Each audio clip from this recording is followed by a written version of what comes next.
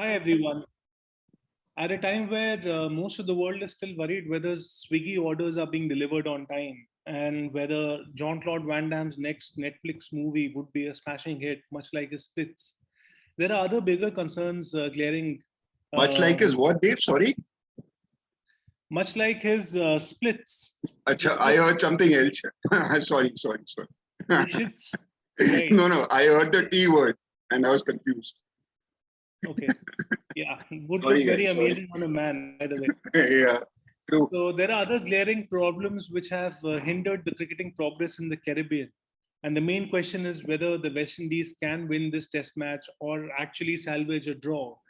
And the chances of their winning a test match against South Africa in the current circumstances is the number of the chances that I have of growing an additional pair of legs overnight, which I think is next to impossible unless I very much look like Koi Mil Gaya Ka Jadoo.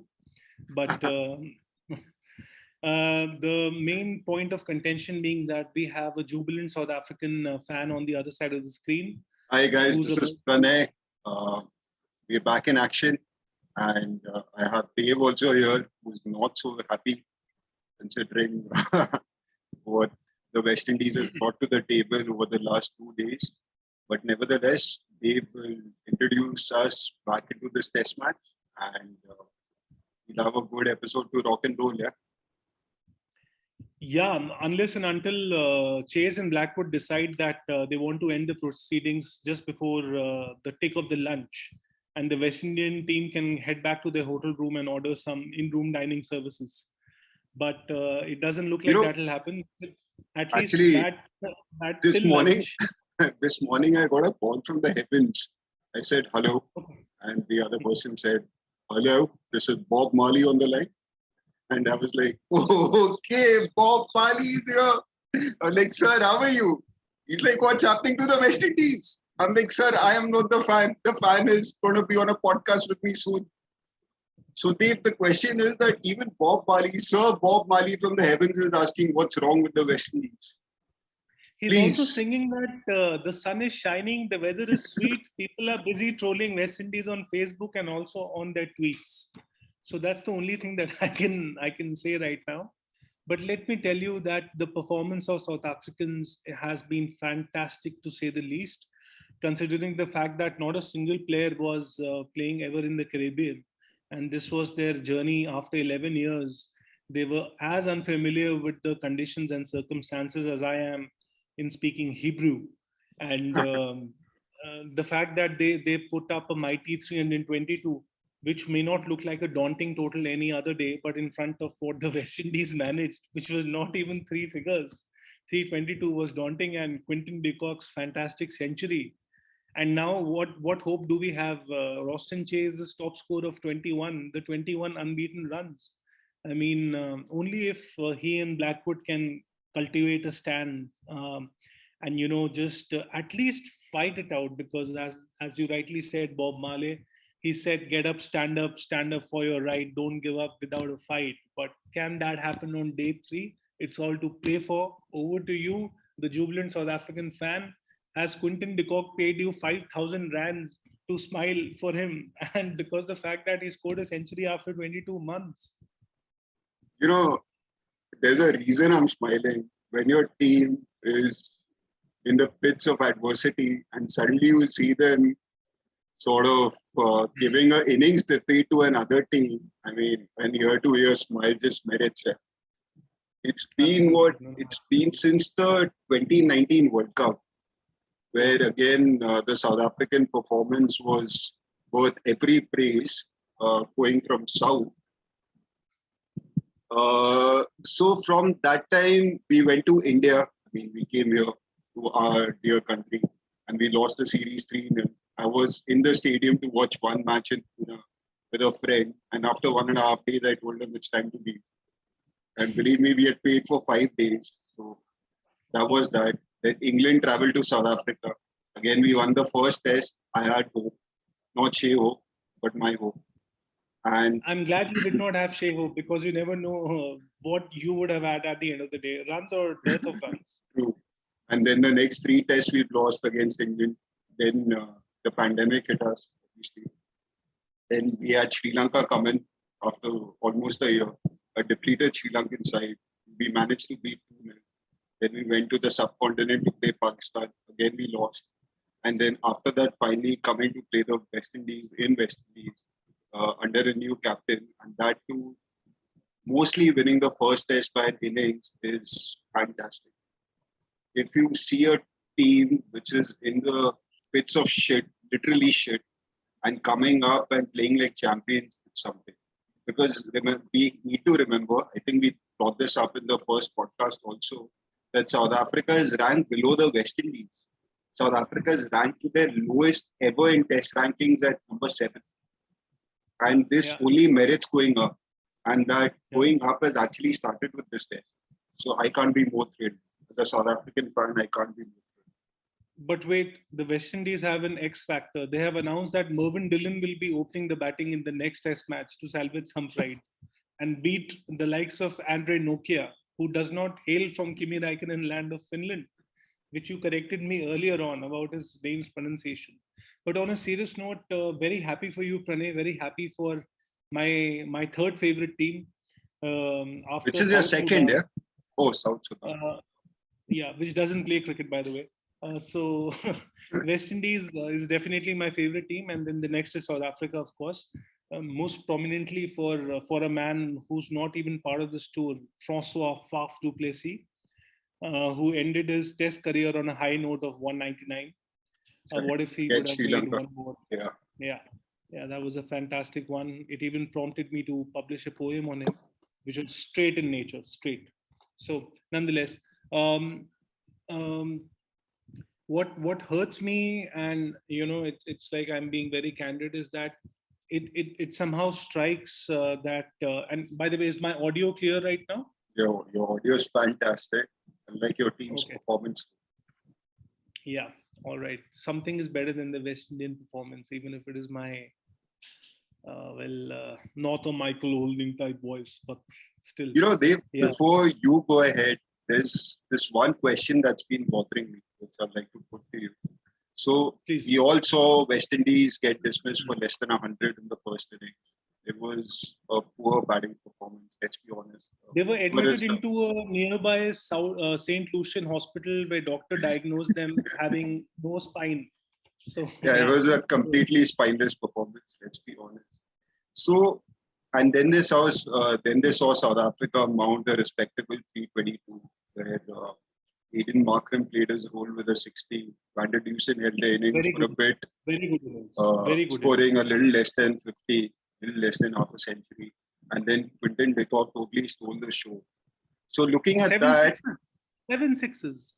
7 sixes and 100, I think, after almost 2 years, if I'm not mistaken, a test 100. 22 months, yeah. 22 months, that's right. So I would have thought that being a West Indian batter, looking at the way South Africa played, they would have learned some lessons, at least a little, to apply themselves better in the second innings and stick to the wicket rather than just playing calypso cricket or other flamboyant strokes. But honest to God, that also didn't happen in the second innings. Now they are 82 for 4. So where do you think what went wrong for them? I mean, have they failed to apply themselves even in the second innings?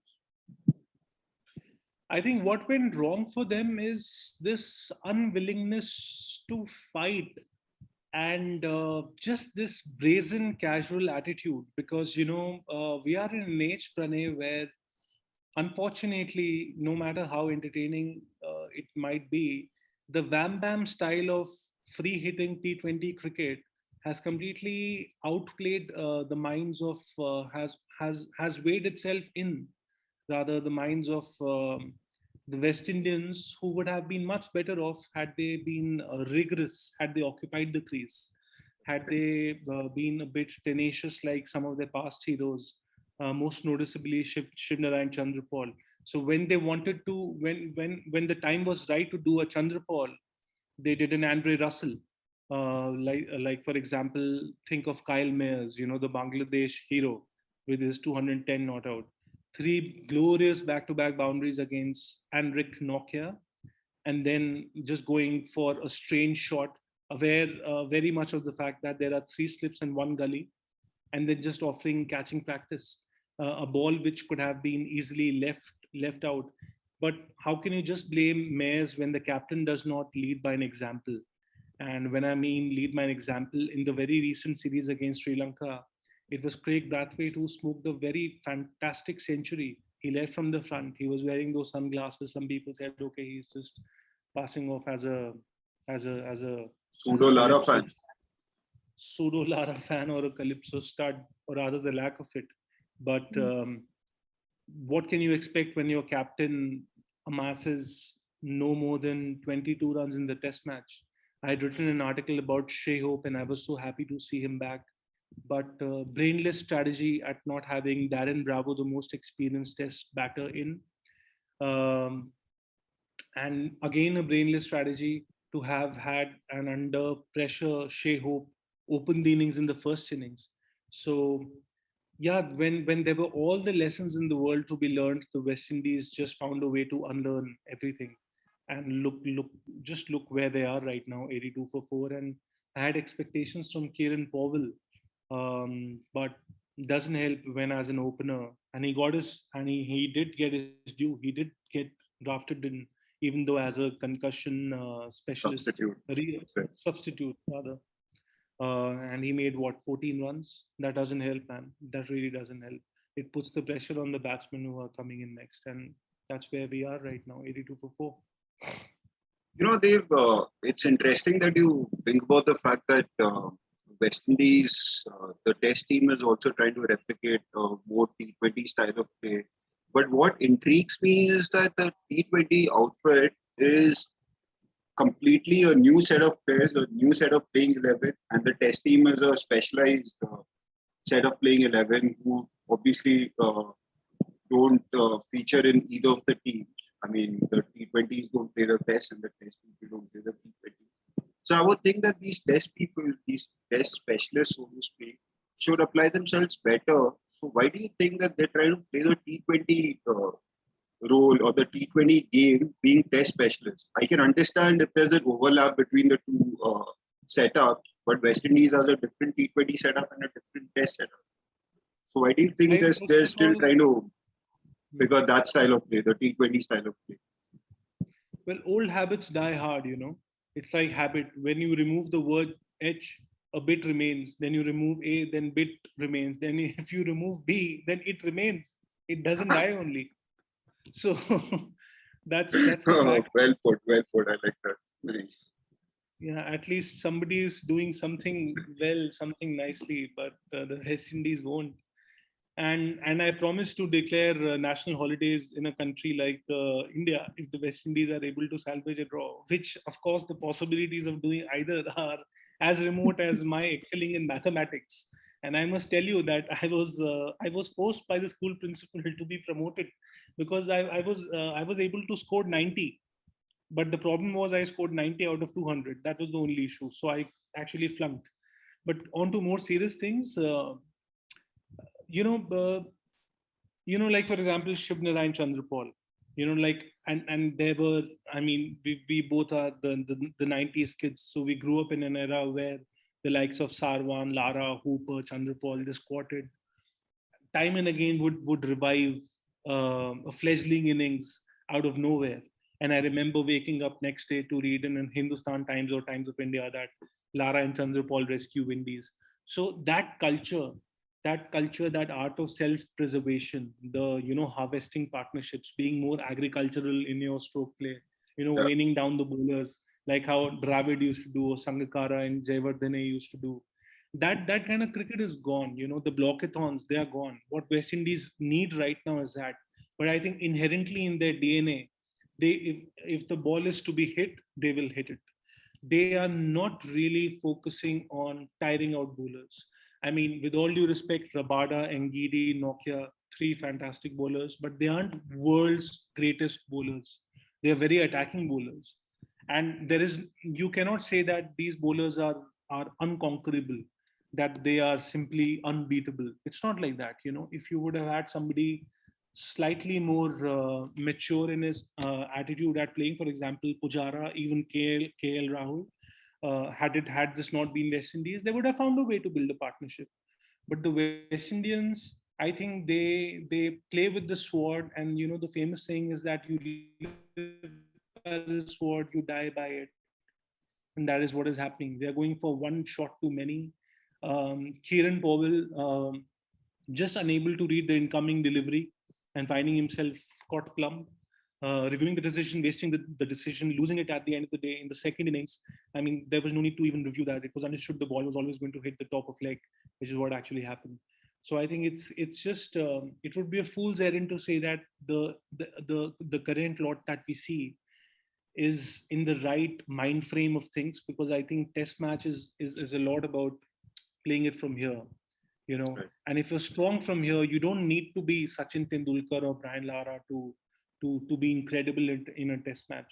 Dravid was never as talented as Sachin or Lara, but he just found a way to be that grafter, to just tire out the bowlers, to just play.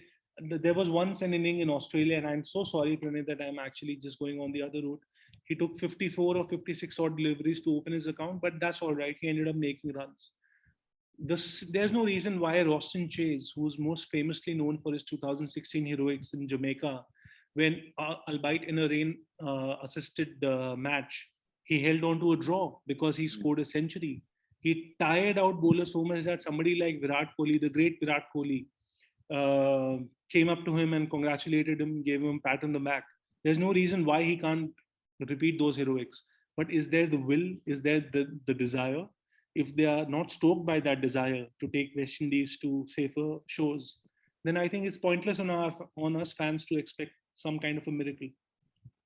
Yeah, you know, it's right. It's funny that you say that Virat Kohli has actually congratulated someone, because that to my ears is almost like hearing China becomes a democracy. So, Wow. so Yeah, he did. He yeah, did. He did it's say, "Well played, BC. Well played, MC." He did say that. it's too rare. But you know, you're talking about mental application.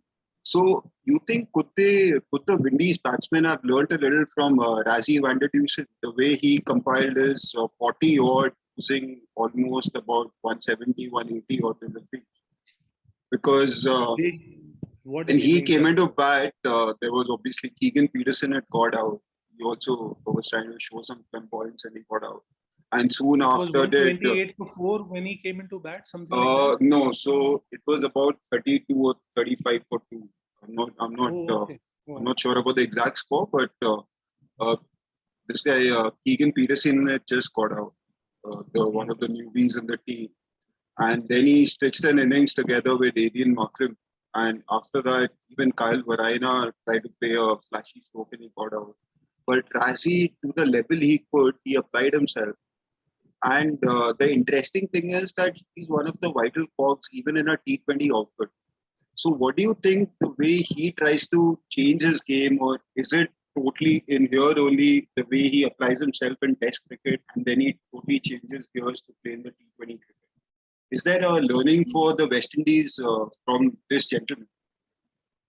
Of course there is, because let's face the fact that Rassi Van Dusen is no spring chicken. He's kind of a late bloomer. Correct me if I'm That's wrong. right. That's right. So I think it's Rassi's desire to be one of the integral batters in the team, to form a part of the core around which the fulcrum of South African batting revolves. So you know, it's this desire to do well. And I, unfortunately, as a fan and somebody who's studied, who's written a bit about Caribbean cricket for a while now, I don't see that the hosts have inculcated within themselves the same level of desire or the same level of performance. It's really okay to lose a test match, you know, nobody will blame you, unless and until, for as long as you tried, for as long as you know you tried even in vain to build partnerships. And as you rightly pointed out, he stuck out with Elgar during a very difficult phase, because West Indians could have been really on top of things if Markram would have been He, out. Then Van der Dusen, if Van der Dusen, you know, then if Markram would have been out, then Van der Dusen would have been under pressure. But I'm sure even then he would have just simply tired out these bowlers. Yes, he would have capitalized on the big advantage that guys like Seals are new to the game. but Nunes brings enthusiasm. But the others, and you can't now say that guys like Shea Hope, Blackwood, or Roston Chase, they're not newbies anymore. They have to be aware of the fact that they, and by the way, they are also not overburdened by the fact that they are also made to play the ODIs. They're also That's right. Yeah, that's the point I brought up earlier also. yeah, Different. with the exception of Shea Hope.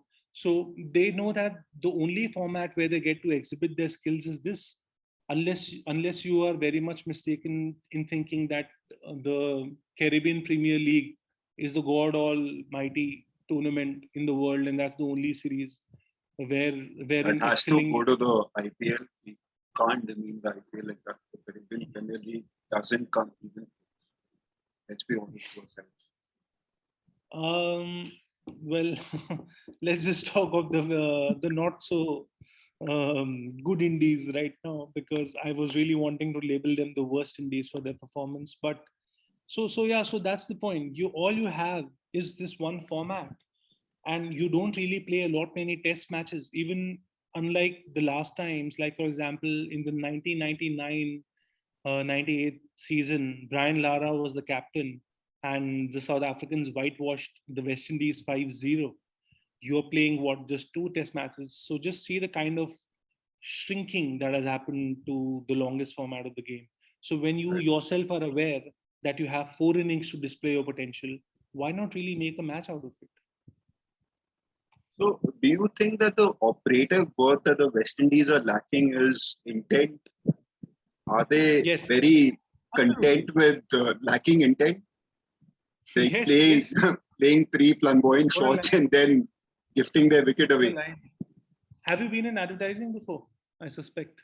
I was, yeah, that was the biggest. What should I say? The biggest loss of advertising was when I left advertising. But I'm Okay, just and being the humble. biggest gain to the biggest gain to the cricket writing industry is when you shifted gears, a bit like Sir Lewis Hamilton does. But yeah, But in all hmm. seriousness, Dave, I have a question. So now West Indies and South Africa only playing two tests. Do you think that at least a three-test You're so series? cute. You're so cute. You have made me stand almost in like in a jail, and you're asking me questions when it's the West Indies who are underperforming. Please carry on. I like it. I'll take anything for Raheem Cornwall. Only thing is, please don't sit on my shoulders. They But do might you just break. think Corn can do the wall for the West Indies? He can. He can. He has the talent. He's a talented batsman, and That's true. I'm expecting no less than a 40 or a 50 odd runs from him this time around. You know, the last Test series against Sri Lanka, he stitched a very vital 50, 70 run, 70 odd stand down the order with Joshua De Silva. And why not Joshua De Silva, who, by the way, at least to me, looks a bit like Shane Watson in his approach to batting. If you just picturize Watson on the left part of your brain and then put Joshua De Silva, they seem a bit similar. Not in looks, but in their stance, in the way they approach the innings. He's very late in hitting the ball. And he's definitely young blood. And he's good young blood that has been drafted into the side. And as a phrase that you use, bloodied into the side, So I think it's time for De Silva to make amends for the first inning failure. Going out for a single digit score was definitely not suitable for a batsman of his talent and repute. These are early days for Joshua, definitely the famous Trinidadian cricketer that he is now turning out to be. So maybe he would want to contribute with the bat. And it is time that Jason Holder, who was strangely stripped off of his captaincy, just became Jason the great batsman. And let's not The forget he's a bowler too, batsman who yeah. has, In fact, yeah, the way he tried in the South African innings, he pulled his heart out. He yeah, was yeah, yeah. possibly one of the most impressive Pranay, bowlers. He's a guy with a daunting double hundred against his name. That too against an English lineup, okay, which featured Stewart, who's not so broad but is named one, and Ben, who stokes England almost always he enters the pitch. So it's time that Jason Holder, De Silva, Cornwall, at least try. My humble request to the West Indies is at least try, and my request to Rabada is to bowl a bit short so that we Caribbean fans can be treated to some marvelous calypso style boundaries. But I don't see that happening. Rabada is going to come firing all cylinders. So, So is India. for your sake, I would hope that Holder holds this West Indies innings together. Yeah, so I was trying to ask you earlier, do you think that at least a three-match series would have merited this contest happening Yes. almost 11 years to this date? Because if West Indies loses this, then they practically just have one left to win and the series would be drawn. Vis-a-vis, if there were Yeah. three test matches, maybe West Indies could have won the next if they tried. And then at least there Well, would be something to look forward to in a third to bring yeah, a and, decisive winner. lovely question, lovely point, great insight. Genuinely mean that. And what if, let's say, for example, 3 days of this test match would have been drained out? We would have had a certain draw, and Exactly. then it just becomes an unfair advantage for either of the teams who ends up winning, if at all, the next game. That's right. So it just gives the one who has been vanquished absolutely no chances to mount a comeback. So That's I right. think that's a very fair point, and I think I'm going to pick it up in an article that why was this not a three-match series? You can have four T20s, you can have three Five T20s. T20s, in fact.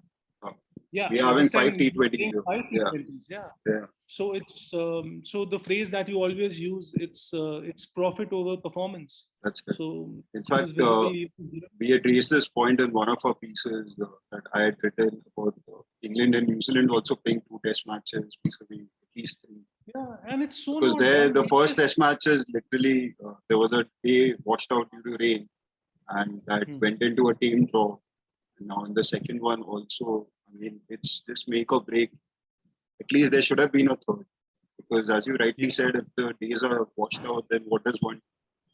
And now And if at least yeah, at least have a different selection policy. Get Darren Bravo to play that match. Otherwise, what's the point of having him being in the squad in the first place? that's right. You know, he's somebody who against New Zealand hit a fantastic double hundred, and he ensured that the match ended on a draw when West Indians had their backs against the wall, and this was a long time back. So you know, he instead of being a carbon copy of the great Brian Lara, he's been a performer in his own right, albeit a bit inconsistent for sure. He screwed up his own career, almost half a decade, which went into wild arguments with the then chief um, of the West Indies Cricket Board. But even as he has come back, he's shown patches of brilliance, one of which we saw recently during a beautiful ODI century against Sri Lanka. He would have loved to have tackled the pace attack of Rabada and Nikiti, and this would have been a different prospect altogether of seeing a good contest. So I really hope that the second test match, um, better sense prevails in that, is all I mean to say.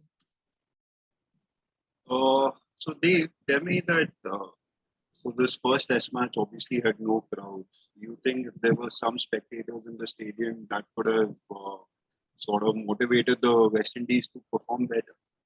Or would you see it in another way that thank God the fans weren't there? Otherwise, they would have like really killed themselves looking at the West Indies play the way they've performed. I think, you know, the sad part is, and I can't even humor you with something mischievous. The sad part is the fans are keenly awaiting the start of the CPL. That's what, at least that's what to me seems to be the point. I don't think the fans are as interested in Test The cricket CPL anymore. has spectators allowed. CPL will definitely have spectators. I don't see why CPL will not have spectators, and it has proven itself to be a fantastic format. It entertains, and at the end of the day, the Caribbean cricket, long before it was known for its for leaving behind a great legacy carved by giants like Sir Viv, the amazing Sir Sobers, Sir Clive Lloyd, the three W's. Um, Long before West Indian cricket just became a template of entertainment, they were a bastion of excellence, which we no longer get to see. The last heroes holding the torch of hope and flame pridely being Chandrapal, Lara, Walsh, and Ambrose. And since then, it's just been Chris Gale, just one man who has, uh, even after entertaining, kept up hopes. You know, He was also the captain, and under his captaincy, they won a few games here and there. But the West Indian cricket seriously needs to, and it's not that they were not doing well. They won series against Sri Lanka and Bangladesh in the last 2.5 years. Even though these are not the strongest opponents to have, and with South Africa rightly touring the Caribbean side, the the cracks have been exposed, and before the likes of Smith, Warner, Maxwell, and God knows how many Stark makes these cracks up, makes it a contest like dainty human beings versus a T-Rex in the Jurassic Park. It's better that the West Indians get their acts together. And what could be better than really bouncing back strongly in the next game, because this game is done and dusted, unless a Dravid or Lakshman style revival is on the cards, which I don't see happening practically speaking. Okay, nice, good points there, Dave. This brings me to another question. Over the last 2 days, I've seen the commentators in the West Indies South Africa game discuss the Duke's ball a lot. The Duke's ball versus the Kookaburra ball. So apparently, they say that the Duke's ball नहीं, swings Kookaburra and. से उनका और ही बुरा होता, इतना मैं बता दूं. So what he means by Ori Bura Hota for our international viewers is that they would have gone south.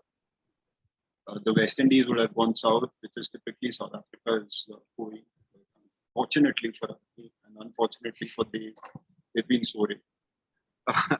So I was talking about the Duke's ball versus the Kookaburra.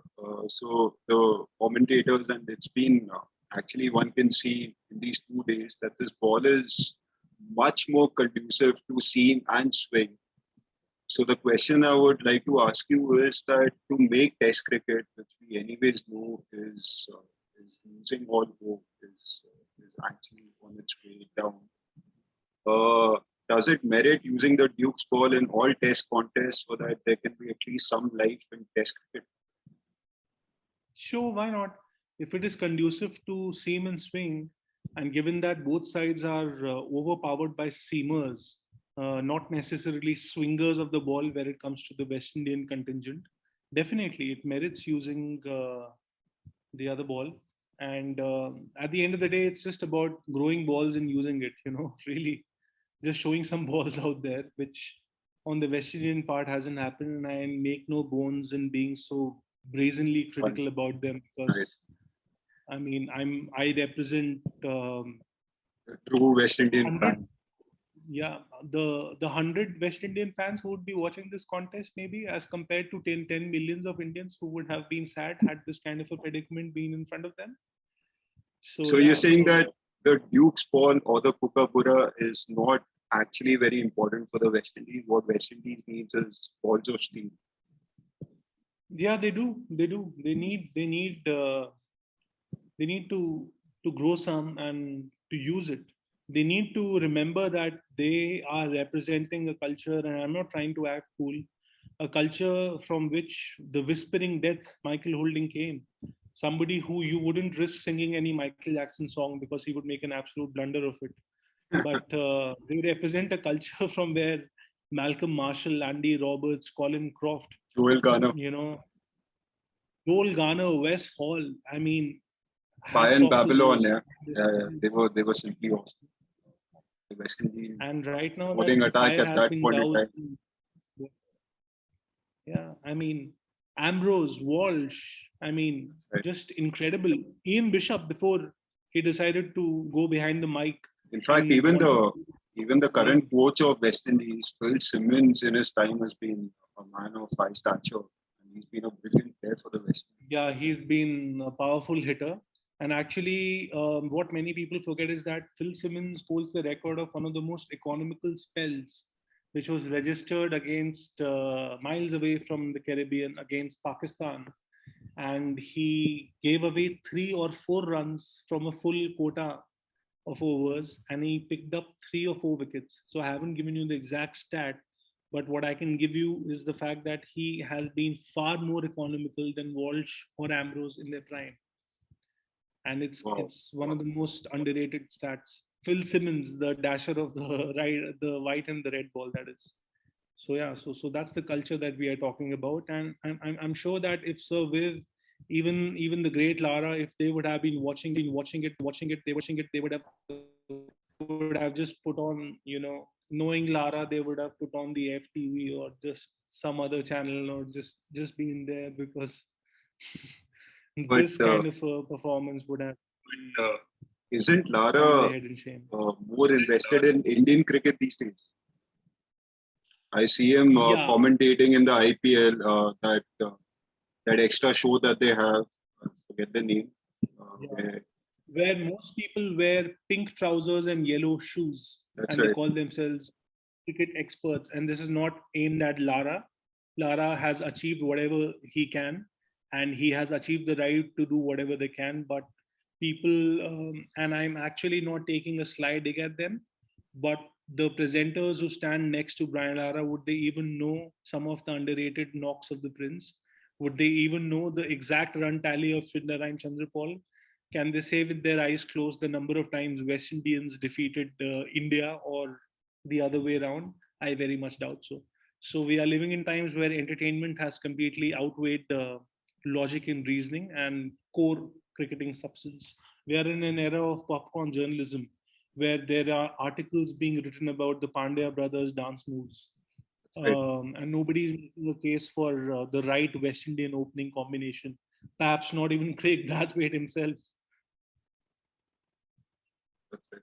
So, Dave, this brings me to another question. Do you think that the West Indies board altogether has pretty much surrendered to the future of Test cricket, considering that the CPL will have spectators, and for these two tests, we won't see a single fan in the stadium? Are they not working towards actually trying to build the game? It seems more like they are more invested in T20s and maybe the limited over setup, more than trying to grow the test game or the 5-day game in the Caribbean islands. I think the new administration which has come up, you know, right now, which is governing the state of affairs in the Caribbean, is definitely trying all it can to foster a culture of change for Test cricket. And you have youngsters like Jaden Seals, whose heart beats for Test cricket. Slightly And impressive, very yeah, impressive. very fine bowler, very fine bowler. You have youngsters like Kimani Mealis from St. Lucia who are coming up, still to be drafted in the national side. He led the West Indian under 19 campaign a couple of years back, and did so to reasonably fine effect. Um, you have other promising players. You have Hetmeyer, whose heart was broken. He was dejected when it was announced that he won't be able to participate in the series. And then there were some So he was leaky. eyeing a test spot. Right? Yeah, he was eyeing Oh, to wow. play tests also. Wow. He already has played tests for the West Indies, Nice. but not to the effect that his numbers are really eye widening. But so there is definitely a desire amongst the West Indian youngsters to play Test cricket. But I think it's the lucrative, cash-rich leagues around the world which make a proper national uh, player more into a freelancer who would just become a globe trotter and base himself into different countries. Like, for example, there is no sense of logic to see a 32 or 33-year-old Darren Sammy launching perfumes, becoming a secondary, becoming almost a Pakistani citizen, when he, despite not having the masterful skills like other cricketers, has contributed so much and so much in abundance for West Indian cricket. So somewhere it's been a harakiri on the part of selectors, not being able to contain uh, a fragile state of players, and then players' own desires to, of course, lead more glorious, bigger, lavish lifestyles. But I'll tell you something which was beautiful and worth taking a note of, but may perhaps not have been given so much of thought, was when Chris Gale decided to make himself available for the 2019 World Cup, which is when his back was not in the greatest of shapes. He did score two half centuries. He started in a fantastic manner in the game against Pakistan. He made runs in the game against New Zealand later on. The famous game where Carlos, remember thy name, Brathwaite, made a fantastic century only if he could have held his nerves a bit longer. So Gale set that example. So when you have people like Gale around, these are like the last lasting pillars of West Indian cricket. With and again in the forthcoming T20 World Cup, he has clearly shown his desire to represent the West Indies. But I think the West Indians could have done much better with talents like Marlon Samuels, and I really call that man a great talent.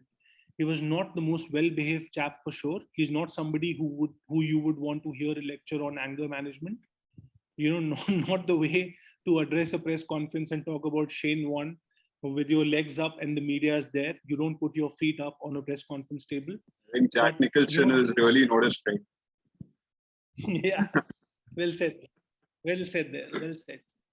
They should have done something for these players. West Indian cricket should have done a mental conditioning coach with such kind of players. Does not mean that Samuels was retarded, but some of his antics were really strange. And although it was very cute when he offered a salute to Ben Stokes when he got out, and he did nothing. He did not really abuse him. He just offered a salute, and Ben Stokes' father also appreciated that gesture. But look what happened to Samuels, and he's been a two-time World Cup winner, scoring vital knocks in finals of both the innings. Around 16 in Calcutta. Yeah. And he doesn't get a final test. He doesn't get a final game. Yes, his performances were dwindling down. Yes, his performances weren't really up to the mark. But Pranay, you cannot lose the gems around you like that. You cannot, like, if you're the only bread earner in your family, or I am, and in my case it would be peril danger if I'm the bread earner, because I don't really earn all that much. But you can't really have have people, the bread earner of the family, just move away from the family, just turn his back to the family. So that's the point I'm trying to make. I don't know if I make much sense, but No, definitely. that's what I do. And when we talk about gems, we are not really referring to factory guys. That was a bad one, because Yes. they've made a lot of serious sense here. So I just thought of tightening the mood slightly with a Pranay joke, which sort of equates to a poor joke. But just bear with me. And It's a joke, the meaning to which people understand the next leap year. and truth be told, we really hope to see a better performance from West Indies at 7:30 p.m. today, our time. That's the Indian Standard Time. Maybe they Lose can. the match, no problem, but give it a fight. That's At true. least That's true. see the first dangerous spells. The spells that can really be explosive. Just see those bowlers through. Just hold on to an end. Don't make runs, but just bat, just bat, just bat. Batting time Would is you want- also of vital essence in Test cricket, and it's not only about scoring runs. You have to show. It's a classic case of showing mettle. What I think cricketers these days have, they prioritize money over mettle in playing these leagues, these T20 leagues, and these cash lucrative leagues around the world. What we need to see is mettle. We need to see that that grinding sort of a thing on the crease, so that they come out as people of substance. Substance doesn't only equate to playing in financially lucrative leagues. Substance actually means fighting for those 5 days in Test cricket, and maybe not coming out on top, but at least gaining the respect of the opposition. That's what's important. We really don't want to see a meek surrender. But having said that, as a South African fan, if the match ends before lunch, I mean, I'll be really happy. But for the good of the game, I would definitely want to see a fight. I would want to see this match go to the 4th day maybe. But let's see. Yeah. So that was Dave Tyagi, and that was Pranay Rangra having another discussion on the Quarter Point podcast. We are sitting on 37 subscribers, hoping to grow. We might be small right now, but ambitions are not. So please support us. Please subscribe to our channel. Please like this video. Please share this with your friends. We might be Devendra Bishu right now, but we aim to aspire to become Curtly Ambrose in stature. The West Indies man has spoken. he's given a fine example from where to where do we want to go. So guys, this is us, and it's been another podcast. Please do watch, like, share, subscribe. And this is Pranay Rangra and Dev Tyagi signing off. Kudos, guys. Signing off. Bye. Bye.